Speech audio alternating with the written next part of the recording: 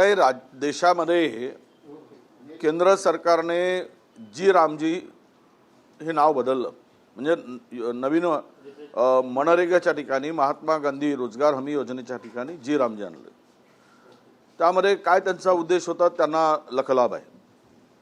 आता जयरामजी म्हणणं ठीक आहे, पण जी रामजी कोण म्हणतं, पण त्याला त्या पद्धतीनं आणून फायदा काय झाला, त्यामधल्या अटी शर्ती आणि नवीन JR मध्ये नवीन निर्णयामध्ये प्रचंड त्रुटी असल्यामुळे साधारण महाराष्ट्रातील 3 लाख कामावर त्याचा परिणाम होणार आहे. आणि यामध्ये 100 दिवस रोजगाराची हमी मनरेगामधून होती, महात्मा गांधी रोजगार हमी योजनेमधून होती.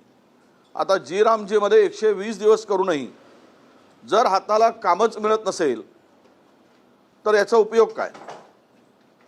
आणि या पलीकडे जाऊन या अटी शर्तीमुळे कुठलंही काम सुरूच करू शकत नाही.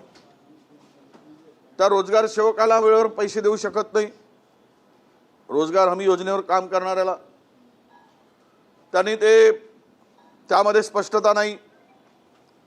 आणि 3 लाख साधारणतः कामं जर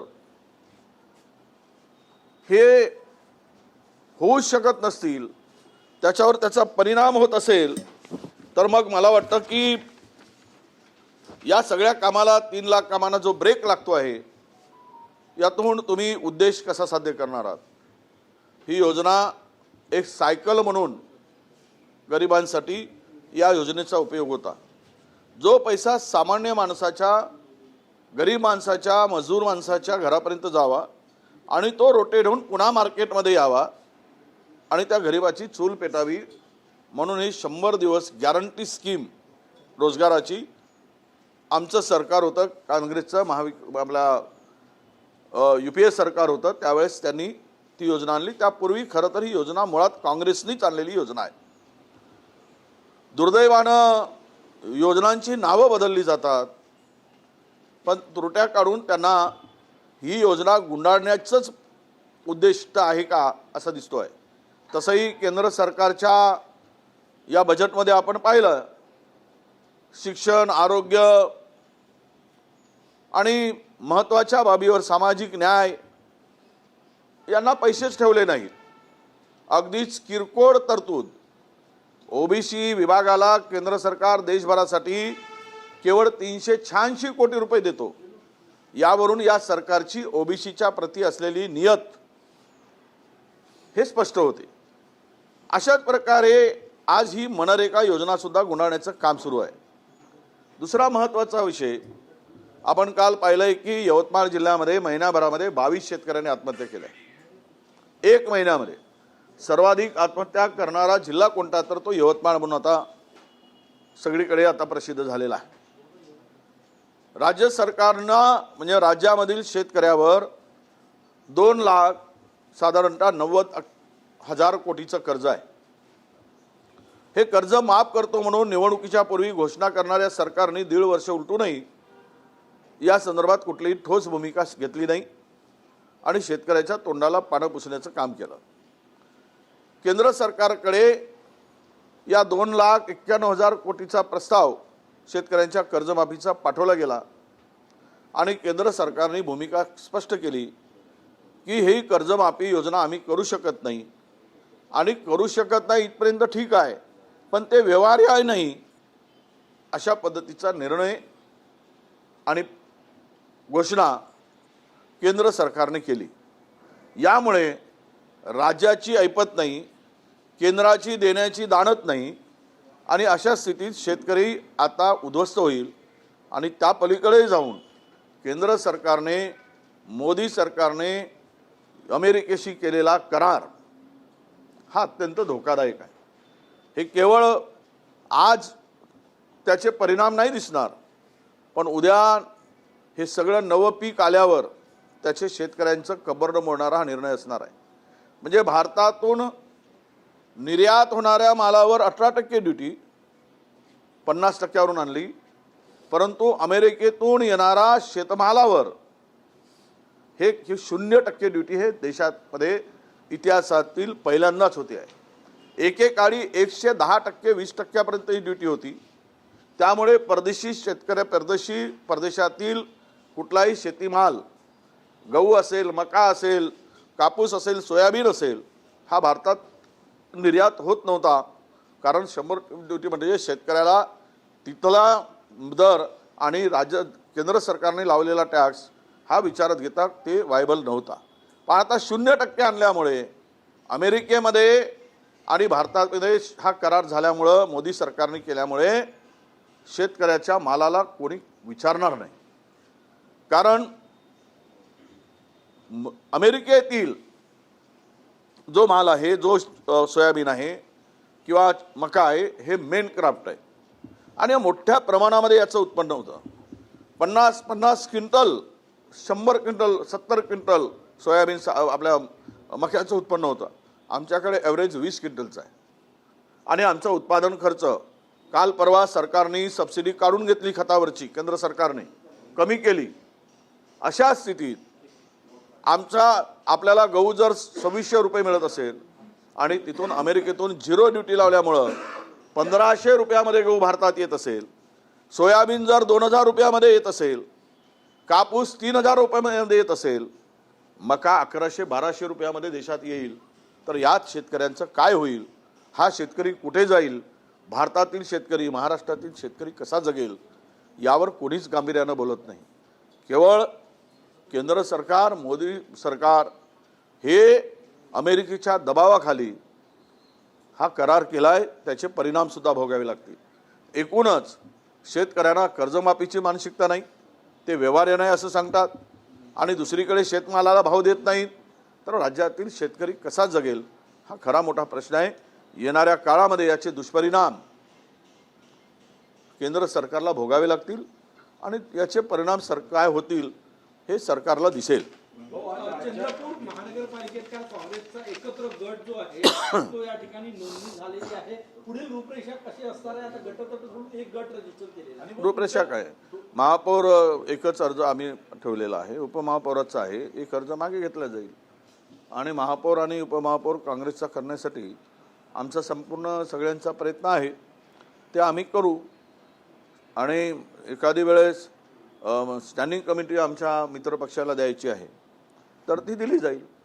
त्यामुळे ती आम्ही ओपन ठेवला आहे. तो स्टँडिंग कमिटीचं चेअरमन पद हे आम्ही काँग्रेसकडे कोणी आपल्या कुठल्याही याच्याकडे द्यायचं नाही, तर ते येणाऱ्या जो कोणी आम्हाला सहकार्य करणारा मित्रपक्ष आहे त्यांना ते पद द्यायचं, त्यासाठी आम्ही फ्री ठेवलेलं आहे. नाही, ते ठरलं आहे ना तिकडे. आता ते 4 महिलांमध्ये प्रतिभा धानोरकर ते ठरवतील कोण महापौर असावा आणि उपमहापौर पदासाठी ते वसंता देशमुख यांचा अर्ज स्टँड राहील. तुमच्या दोन्ही गटांमध्ये लिखित स्वरूपाचा करार झालेला काय या सगळ्या फॉर्म्युल्याच्या? बघा, आता लिखित म्हणून याला कुठून माहिती मिळवली मला माहीत नाही, पण ते प्रसार माध्यमाकडे जर ज्यावेळेस येईल तर त्यावेळेस तुम्हाला छापायसाठी देऊ. आज राज्यभरामध्ये जिल्हा परिषदांच्या निवडणुका होत आहेत, तुम्ही सरकारवर टीका करताय, काय वाटतं या निवडणुकीमध्ये जनता? नाही, जिल्हा परिषदेतील ग्रामीण भागातील माझ्या सर्व शेतकऱ्यांना विनंती करतोय, अशा नतभ्रष्ट, नालायक, शेतकरी विरोधी, कामगार विरोधी सरकारला अजिबात मत देऊ नका. हे तुमचं आयुष्य उद्ध्वस्त करायला निघालंय. ते केंद्रातील मोदी सरकार असू दे की राज्यातील फडणवीस सरकार असू दे, शेतकऱ्यांसंदर्भात यांना काही देणं घेणं नाही. यावेळेस सोयाबीनचे दर पडलेत, पुन्हा यापेक्षा अधिक वाईट परिस्थिती होणार आहे. कारण हा 0 करार, 0 टॅक्सवर, 0 म्हणजे टॅक्सवर हा झालेला करार आहे. हे भयावह आहे. मागच्या वेळीपर्यंत अमेरिकेवर आयात करत असताना जे टॅक्स लावला गेला होता तो मला वाटतं 28 ते 20% की 28% होता. आता एक्झॅक्ट मला माहीत नाही, पण तो 20%च्या पुढे होता. आणि त्यामुळं किमान ती जरी गॅप जरी असती तरी शेतकऱ्याला, इथल्या महाराष्ट्रातील, देशातील शेतकऱ्यांना हे परवडलं असतं. पण आता जाऊ देत. आता त्यांनी निर्णय घेतला आहे, ते कशासाठी घेतला आहे भारताला माहीत आहे.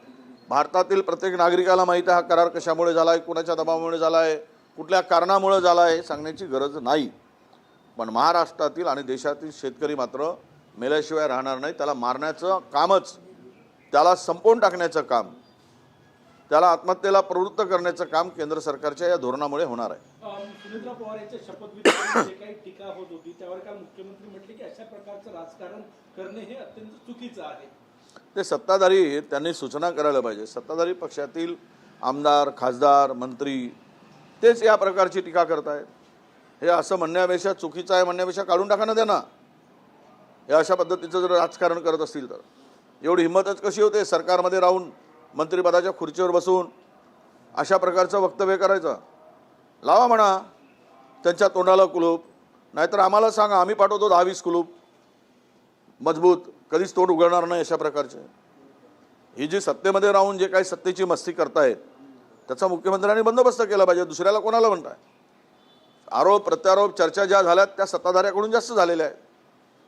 त्यांना सूचना करण्याच्या ऐवजी देवेंद्र फडणवीसांनी एक बडगा उगारला पाहिजे त्यांच्यावर आणि पाठीवर आणला पाहिजे चुप राहा म्हणून.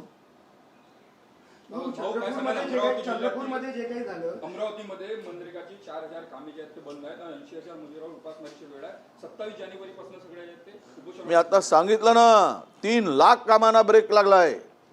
किती? 3 लाख. हे यांची योजना, हे यांचे धोरण, या मोदी सरकारचे आणि फडणवीस सरकारचे. उपाशी मरतील मजूर, उपाशी भूकबडी जातील. त्यांच्या हाताला काम नसल्यानंतर त्यांची चूल पेटणार नाही याची चिंताच नाही आहे. पैसे वाटा निवडणूक जिंका, पैसे वाटा निवडणूक जिंका, एवढाच धंदा सत्ताधाऱ्यांचा आहे. आता दुसरा काही धंदा राहिलेला नाही. हा धंदा, हा रोजगार, म्हणजे व्यवसाय केलाय राजकारणाचा. आता चंद्रपूरवर 2 प्रश्न आहेत. हा जो महापौर होईल तो 2.5 वर्ष असेल, 2.5 वर्षानंतर वडेट्टीवार गटाला. अरे बाबा, महापौराचं मर्यादाच 2.5 वर्षाची असते, 5 वर्षाची नसते. 2.5 वर्षानंतर नव्यानं आरक्षण निघतो आणि नवा महापौर निवडला जातो. त्यामुळे त्याला काय 2.5 वर्षानं बदलेलच. महापौर पदासाठी चंद्रपुरामध्ये एकूणच या पद्धतीने कला असं काँग्रेसमध्ये म्हणतो, मात्र भाजपमध्ये अंतर्गत कला दिसून येत आहे. 2 महापौर पदासाठी ते अर्ज भरलेले आहेत. कसं बघताय? काल भाजप नेत्यांचा वक्तव्य तुम्ही पाहिलं आहे, ज्येष्ठ नेत्यांचा. त्यावरून त्यांचा उद्वेग हा तुम्हाला सगळ्यांना मिळाला, बघायला मिळाला. त्यामुळे आम्ही ठरवलं की आम्ही एकच फॉर्म भरायचा. आम्ही एक फॉर्म, आम्ही प्रतिभा धानोरकरांनी अधिकार दिला की महापौराचा फॉर्म तुम्ही ठरवा. त्यांच्याबरोबर असलेल्या 4ही महिलांनी भरले आहे.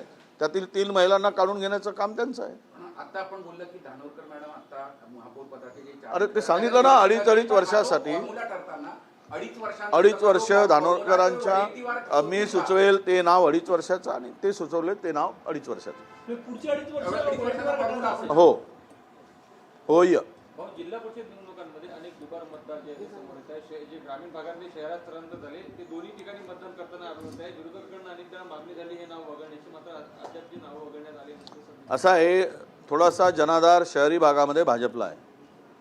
ते मतदार जर ग्रामीण भागामध्ये टाकून दोन्ही निवडणुका जिंकायचा फंडा सत्ताधाऱ्यांनी योजला असेल, तयार केला असेल, तर त्यांना माहीत आहे की ग्रामीण भागातील जनतेमध्ये उद्रेक आहे, राग आहे, संताप आहे. शेतकरी, शेतमजूर सगळेच दुःखी आहेत आणि त्यामुळं काही लोकांची नावं शहरी भागातील ग्रामीण भागात टाकून निवडणुका जिंकण्याचा सोपा मार्ग निवडला असेल म्हणून ते आम्ही मागणी करूनही ऐकत नाहीत. आणि निवडणूक आयोग आहे कुठे? देशामध्ये महाराष्ट्रात निवडणूक आयोग मेला आहे, तो जिवंत नाही आहे. त्याला मारून टाकल्या गेला आहे, त्याला संपवून टाकल्या गेला आहे. त्यामुळे काय होईल भविष्यात हे आता अधिक बोलण्याची गरज नाही. काल नागपूर महानगरपालिकेमध्ये महापौर आणि उपमहापौर निवडी प्रक्रिया पार पडल्यावर काँग्रेसच्या जे नगरसेवक होते त्यांनी जय संविधानचा नारा दिला, तर भाजपच्या नगरसेवकांना जय श्रीरामचा नारा देण्यात आला. आता ते काय, यावर मी काय, आम्ही संविधानावर देश चालतो, कशावर चालतो? लोकशाहीमध्ये निवडून आलेल्या लोकांनी जे पद मिळतंय ते संविधानामुळे मिळतंय. भक्ती, देवाची शक्ती, भक्ती, श्रद्धा हे ठेवलीच पाहिजे, पण देश संविधानावर चालवला पाहिजे. त्यामुळे जे मिळाल्या पदाचा गौरव, सन्मान हा संविधानामुळे मिळाला आहे.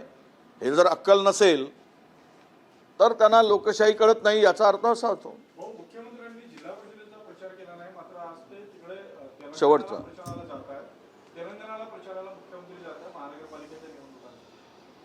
तेलंगणामध्ये जाऊन काही मिळणार नाही. खाली हात मुख्यमंत्र्यांना यावं लागेल. तेलंगणाच्या जनतेने ठरवलं आहे, त्यामुळे त्याचा परिणाम काही होणार नाही. त्यापेक्षा मुख्यमंत्र्यांजींना आमचा सल्ला आहे की तुम्ही महाराष्ट्रातच प्रचार करा, काही हातात लागेल. त्यापेक्षा तेलंगणात जाऊन वेळ घालू नका असं आमचं मत आहे. थँक्यू भाऊ. येस.